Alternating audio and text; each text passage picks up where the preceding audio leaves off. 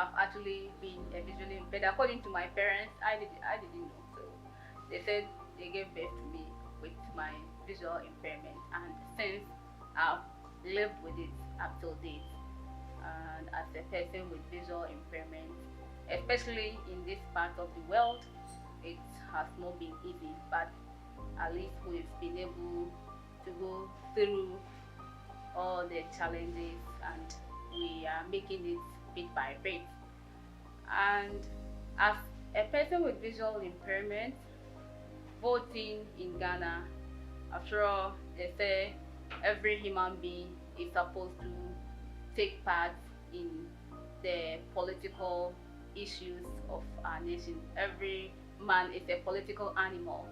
And so I think everybody, with or without a disability, is entitled to vote and be voted for, and do as well participate in all discussions regarding elections and all other issues related to politics and democracy as well.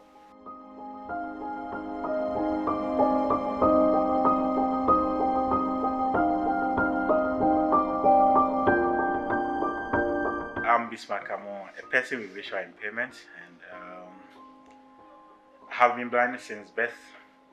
I have voted since 2008, and 2008 was a different thing altogether because I had to vote with the assistance of someone, since there was nothing like Tata jackets.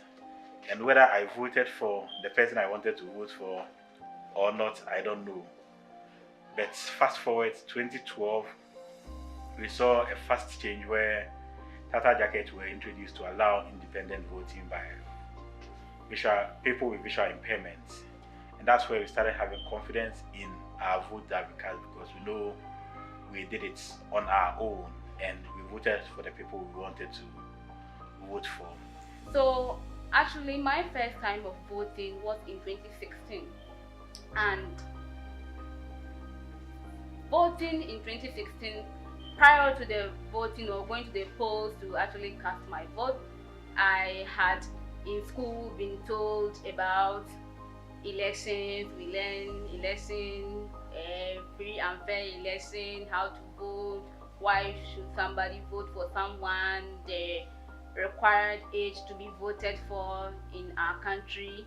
And so at least I was aware of elections before going to vote in 2016. But here comes the big issue. As a person with visual impairment, we are told your vote is your secret. How would I be able to vote as a person with visual impairment was now the question for me to answer. And so going into election 2016, I didn't know much about how the processes and the procedures that I would go through to be able to have an independent secret vote. We had been given a bit of information. I had heard that there is a system of voting for persons with visual impairment that is using the tactile jacket. It's a system of voting where you are guided with, so there are dots that are being assigned on the paper with the jacket on it. So when you use your left finger, you are able to put it into the hole to fill. For example, candidate A is to your left, then you are going to put in your tongue into the ink and vote with your right tongue to the hole, just directly in line with your candidate you want to vote for. But the question is, personally, going into election 2016, I had heard of it, but I didn't know even how to use it. After going into the election, so what happened was, I went into the election voting with the assistance of a person. Yes, we say some people are there you can really trust. I personally went in to vote with my sister, but that was not preferable to me. And this was because, one, I didn't have much information, and two, where I voted, so I have my vote at the Ashanti region, precisely Efija Kwabre South. And so getting there was little or no information even on voting concerning persons with disability, specifically the visually impaired. Because I remember I asked that, oh, please, do you have the tactile jackets here? They said no.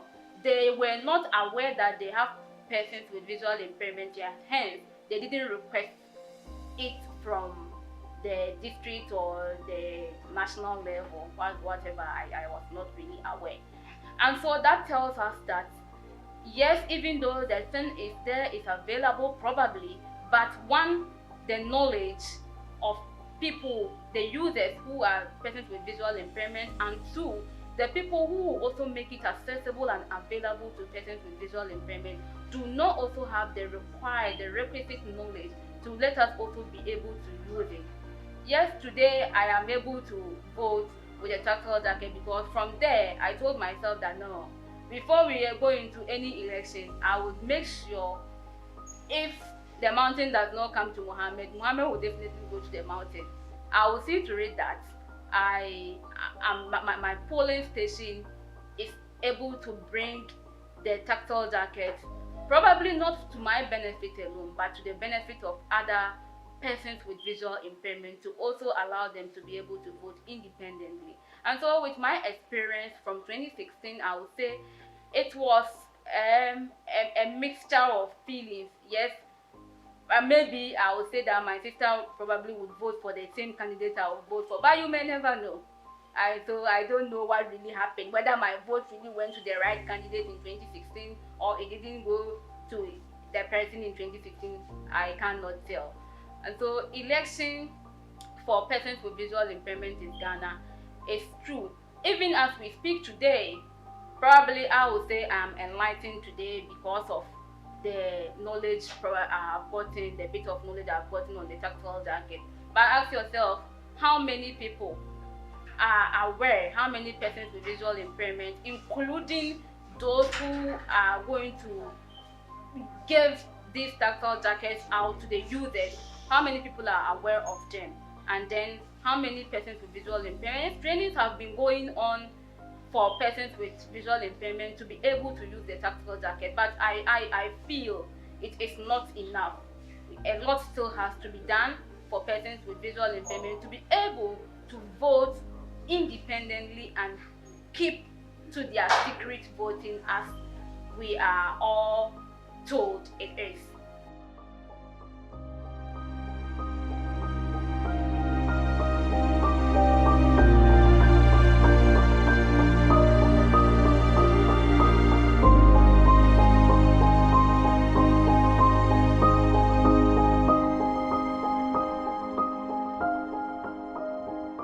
Alright, so in my view, before I even go to 2028, I would even say that 2024 is not late if we want it to happen. If the nation really wants to have the views or to the vote of persons with visual impairment to be counted, it's not late. Elsewhere they are doing it, and why can't we also do? Even if it is 1 week to election, something can be done. And so, yes, to respond to you, you are asking for 2028.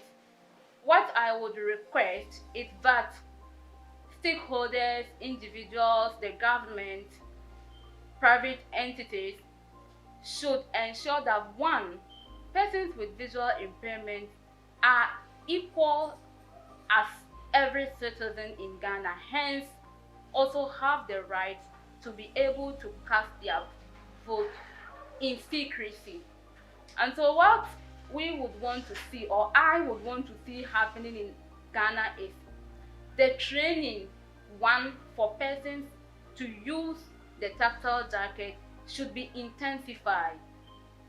Not only on general elections like the parliamentary and the presidential elections, but any other elections, be it the district assembly election, unit committee election, whatever election that requires individuals to use the ballots, there should be that tactile jacket available so that the person with visual impairment can also vote and vote without any fear or any doubt. The challenge associated with this system is the fact that a lot of blind persons lack knowledge on how to use the Tata jackets, and for that matter, continue to fall on people to assist them vote, which doesn't guarantee right vote or right voting, which doesn't guarantee confidentiality in voting.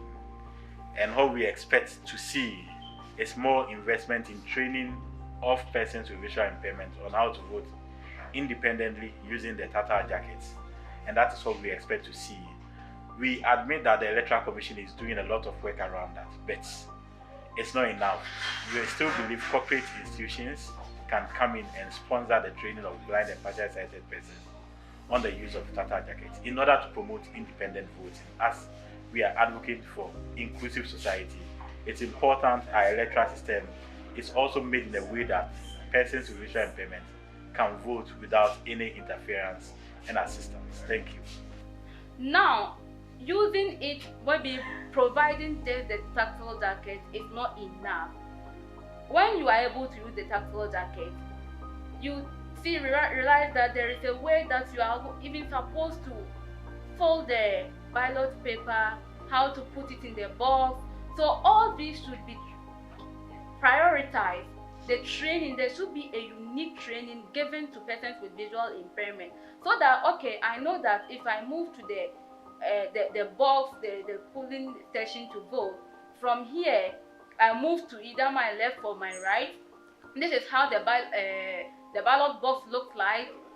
When I put my hand, is it to the left or to the right of the bowl that I'm going to put in my paper?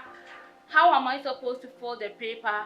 All these things should be prioritized. Intensive education should be given, so that when you have even used the tactile jacket to vote, still your vote is not ended there. You can also fold the paper very well, put it into the ballot box very well, so that at the end of the day, your vote will also be counted. So that is one.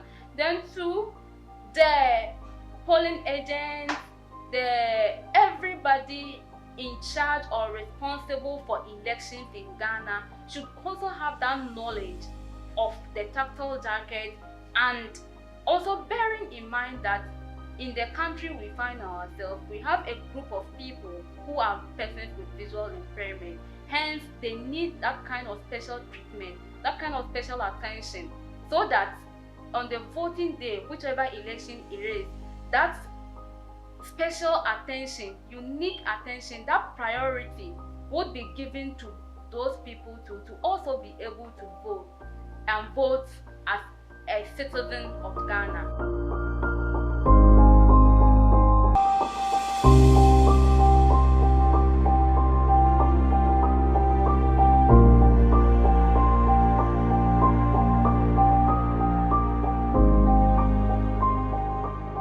53 days to the 2024 election, my peace message is the fact that before we take any step to cause chaos in this election in the country, one thing that should come to mind is people who cannot defend themselves, the vulnerable in the society, and I'm talking about persons with disabilities, women who are pregnant, and children.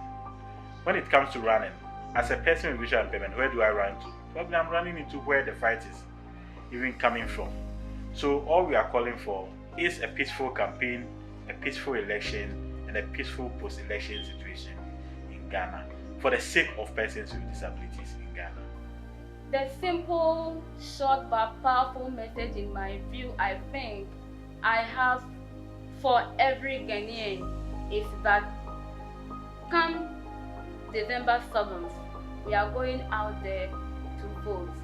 Let's go there, vote in peace, and come back home in peace, not in pieces.